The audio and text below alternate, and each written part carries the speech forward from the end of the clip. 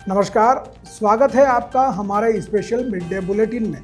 यहाँ मिलेगी आपको दोपहर तक की प्रदेश की हर बड़ी खबर। मिड डे बुलेटिन में अब तक की बड़ी खबरों पर एक नजर डालते हैं। क्या है आज खास?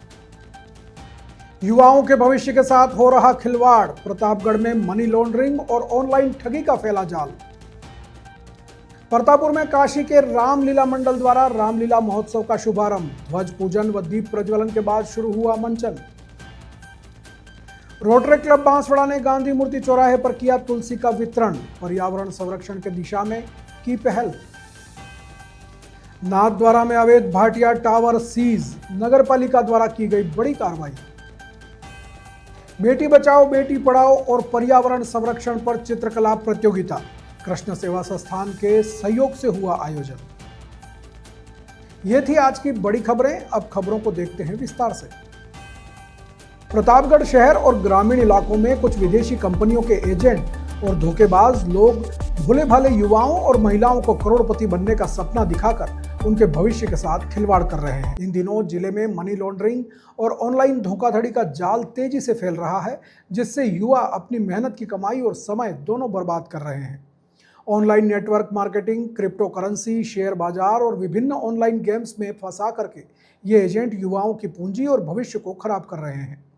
ये लोग अक्सर ग्रामीण क्षेत्रों में घूमते हैं और चोरी छिपे दुकानों या घरों में बैठके करके युवाओं और महिलाओं को अपने जाल में फंसा रहे हैं। उनका मुख्य निशाना वे युवा हैं जिन्होंने अपनी पढ़ाई या भविष्य की तैयारी के लिए पैसे जमा किए हैं। इन एजेंट्स का जिले में कोई पंजीकृत कार्यालय या ऑफिस नहीं है। वे लाखों रुपए का लालच देकर युवाओं को अपनी पूंजी इन जोखिम भरे कामों में लगाने के लिए प्रेरित करते हैं। इसका सीधा फायदा इन एजेंट्स को होता है जो खुद बड़ी बड़ी गाड़ियों में घूम रहे हैं, जबकि युवा अपनी पूंजी और भविष्य दोनों गंवा रहे हैं। इन गतिविधियों से न केवल आर्थिक नुकसान हो रहा है, बल्कि परिवारों और रिश्तों में भी कड़वाहट आ रही है। इस गंभीर समस्या को देखते हुए समाज सेवी अमर सिंह ने प्रशासन से ऐसे लोगों और विदेशी कंपनियों पर तत्काल रोक लगाने की मांग की है। उन्होंने कहा कि राजस्थान के कई जिलों में पुलिस प्रशासन ने इस तरह के धोखेबाजों के खिलाफ कड़ी कार्रवाई की है और प्रतापगढ़ में भी ऐसी ही कार्रवाई की जानी चाहिए, ताकि ग्रामीण युवाओं और महिलाओं का भविष्य सुरक्षित रह सके।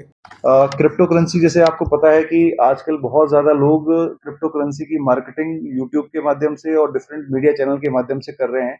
उसमें हमने एक अच्छी कार्रवाई की है, जिसमें कि एक गिरोह का भंडाफोड़ किया है, जो कि Indo crypto, triple MC, UVC, VNS coin और डिफरेंट डिफरेंट वर्चुअल कॉइन्स, जो अलग अलग समय पे अलग अलग कॉइन को इस्तेमाल करके उन्होंने लोगों को ठगा है। इसमें हमने 5 लोगों को गिरफ्तार किया है। इनके पास से हमें 7 एंड्रॉयड मोबाइल, एक चेकबुक, 13,000 रुपए और इसके अलावा काफी डिजिटल एविडेंसेस मिले हैं, जिसमें कि इन्होंने जो जो वेबसाइट्स इन्होंने बनाई है, जो वेबसाइट्स उन्होंने बना के बंद कर दी है। इसके अलावा जो जो लोग ठगी के शिकार हुए हैं, उनके मैसेजेस भी इनके मोबाइल पे हैं और काफी बड़ी मात्रा में इन्होंने लोगों के साथ में ठगियां की है। इसमें टोटल ठगी लोगों के साथ में क्या हुई है वो अभी हम बताने की स्थिति में नहीं है, परंतु इतना जरूर बोलेंगे काफी बड़े संख्या में इन्होंने multiple level marketing, MLM type का सिस्टम बना करके कमीशन का लालच दे करके काफी बड़े संख्या में लोगों को जोड़ रखा था। और ये जो करेंसीज ये बनाते थे, ये हर कुछ समय के बाद चेंज करते थे और इनका मुख्य उद्देश्य था लोगों को क्रिप्टो करेंसी, जो जो रियल करेंसीज कंट्रीज में चलती हैं, उनकी मार्केटिंग करवाना। और एक्चुअल में जो इनको ये क्रिप्टो करेंसी ऑफर करते थे, वो कहीं ना कहीं फेक करेंसीज ये लोग इनको ऑफर करते थे।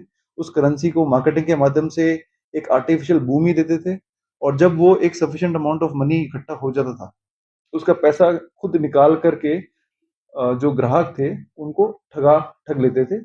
और उसके बाद यही नहीं, उन्हीं लोगों को वापस से नया एक कहानी सुना करके, दूसरी करेंसी का लालच दे करके, जो इनका नुकसान हुआ है उसकी भरपाई का भी ये लोग प्रलोभन देते थे और नए लोगों को ठगी का शिकार बनाते थे। तो इस तरह से इन्होंने काफी करेंसीज के सिस्टम से ये लोग जुड़े हुए थे और इनके नेटवर्क में ऊपर भी कुछ लोग हैं, इनके नीचे भी कुछ जुड़े हुए चेन में लोग हैं।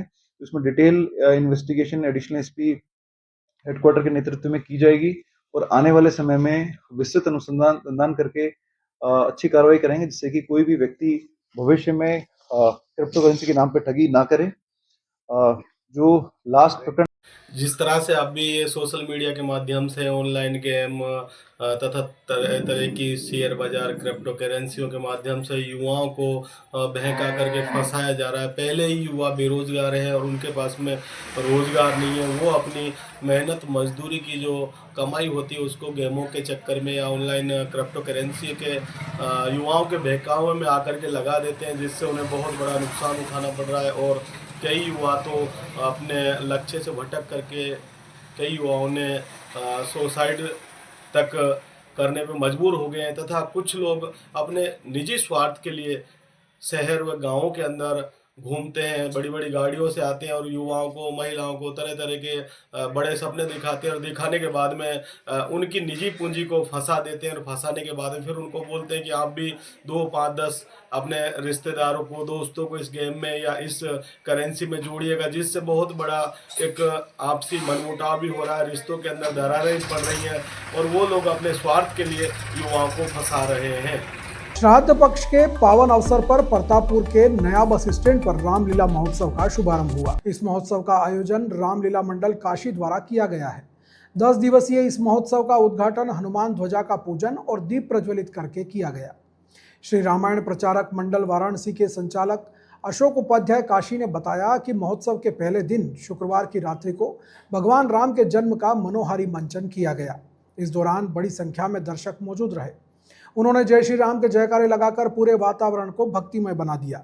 इस अवसर पर आशीष पटेल, निर्भयनाथ रावल गढ़ी, नटवरलाल पंचाल, मुकेश कलाल, विजय शर्मा, नैना कलाल सहित बड़ी संख्या में क्षेत्र के लोग मौजूद रहे और साथ ही रामलीला मंचल से जुड़े हुए मंडल के कार्यकर्ता और सदस्य भी मौजूद रहे।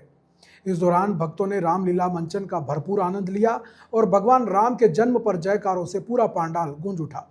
यह आयोजन नवरात्रि महोत्सव तक चलेगा। रोटरी क्लब बांसवाड़ा द्वारा शहर के गांधी मूर्ति चौराहे पर तुलसी वितरण कार्यक्रम का आयोजन किया गया। पर्यावरण संरक्षण के प्रति जागरूक करने और तुलसी के औषधीय महत्व के बारे में जानकारी देने के उद्देश्य से आयोजित कार्यक्रम में क्लब के सदस्यों ने उत्साहपूर्वक भाग लिया और 800 तुलसी पौधे लोगों को वितरित किए। कार्यक्रम के मुख्य अतिथि अतिरिक्त जिला कलेक्टर अभिषेक गोयल, पूर्व सभापति जैनेन्द्र त्रिवेदी और न्यूलुक स्कूल के डायरेक्टर प्रदीप कोठारी थे। कार्यक्रम की अध्यक्षता क्लब के अध्यक्ष कवच शाह और सचिव शोभित गुप्ता ने की। इस अवसर पर सावन मेहता, प्रतीक जैन, राहुल मेर, जिमी सराफ, अर्पित मेघावत, गौरव शाह, प्रतीक दोषी, शौनक शाह सहित बड़ी संख्या में पदाधिकारी और कार्यकर्ता मौजूद रहे। रोटरी क्लब बांसवाड़ा द्वारा गत वर्ष 2006 से लगा करके अभी तक हर वर्ष तुलसी वितरण किया जाता है। इस वर्ष भी उसी के भांति तुलसी वितरण का कार्यक्रम आयोजित किया गया था, जिसके अंदर पूर्व सभापति जैनेन्द्र त्रिवेदी एवं अतिरिक्त जिला कलेक्टर गोयल साहब पधारे थे और हमारा सारा रोटेट परिवार जो कि 51 मेंबर है हमारे इसके अंदर, वो सभी आए थे।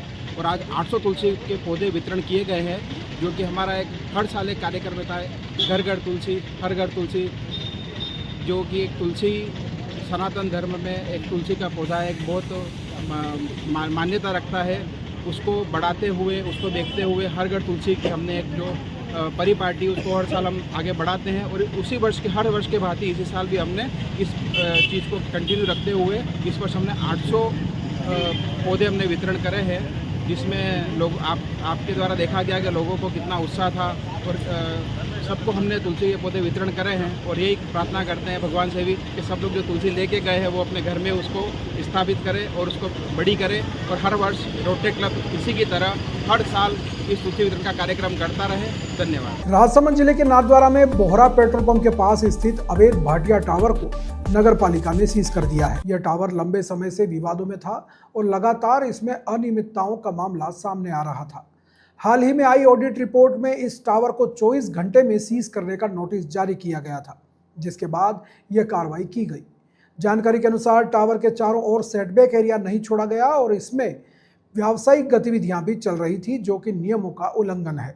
सबसे बड़ी अनियमितता परमिशन में पाई गई, जहां मालिक ने 8,131 स्क्वायर फीट की अनुमति ली थी, जबकि मौके पर जमीन 5,000 स्क्वायर फीट से भी कम पाई गई। यह पहली बार नहीं है जब भाटिया पर कार्रवाई हुई है। इससे पहले भी गौरव पथ पर उनके एक और मकान को परमिशन संबंधी गड़बड़ी के कारण सील किया जा चुका है। इस कार्रवाई के बाद नाथद्वारा शहर में हड़कंप मच गया। स्थानीय लोगों में उम्मीद जगी है कि अब अवैध निर्माण करने वालों के खिलाफ सख्त कदम उठाए जाएंगे। सूत्रों का कहना है कि नगरपालिका आने वाले समय में अन्य अवैध निर्माणों पर भी इसी तरह की कार्रवाई कर सकती है। सर, दुकान को एक तरफ से सील किया गया है। कॉर्नर की दुकान है जिसके दोनों तरफ शटर है। एक शटर को सील किया गया है, दूसरी ओर से दुकान का शटर खुला हुआ है।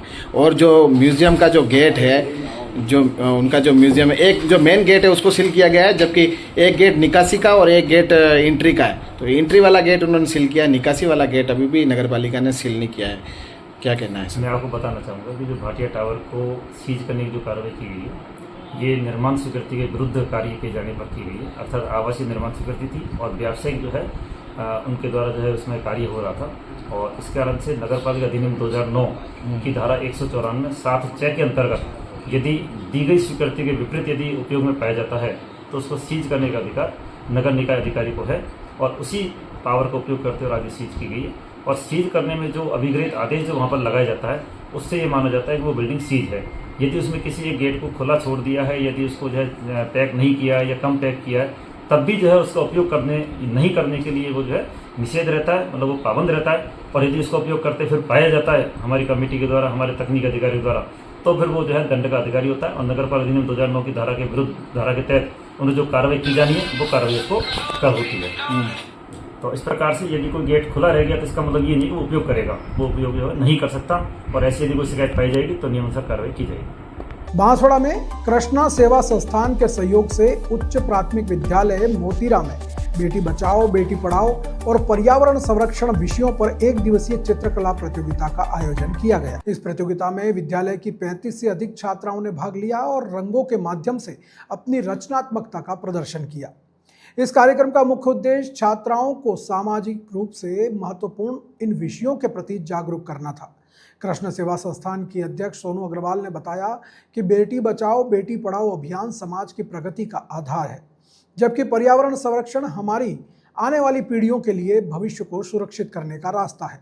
उन्होंने कहा कि बच्चों को इस तरह के विषयों से जोड़ना बेहद जरूरी है। प्रतियोगिता के अंत में सोनू अग्रवाल ने विजेताओं को पुरस्कार और प्रमाण पत्र देकर सम्मानित किया। इस अवसर पर संस्था की साधना राठौड़ भी मौजूद रही। विद्यालय की ओर से प्रधानाध्यापक सूर्य सिंह झाला सहित शिक्षिका उषा पंड्या, संजना मीणा, ब्रजेश कुमार, आशा राजेश्वरी और अंजलि उपस्थित रहे। कार्यक्रम का संचालन शिक्षिका विनीता कंसारा ने किया, जबकि संस्थान के सभी शिक्षकों को भी सम्मानित किया गया। तो ये थी दोपहर तक की बड़ी खबरें। दिन भर की खबरों को देखने के लिए देखिए हर रात 8 बजे हमारा बुलेटिन बांसवाड़ा पत्रिका, और प्रदेश की हर बड़ी खबर के लिए रात 9 बजे प्राइम टाइम 8/9। और ऐसी ही तमाम खबरों को देखने के लिए बने रहें हमारे साथ और सब्सक्राइब और फॉलो करें हमारे YouTube व Instagram चैनल BBC राजस्थान। नमस्कार।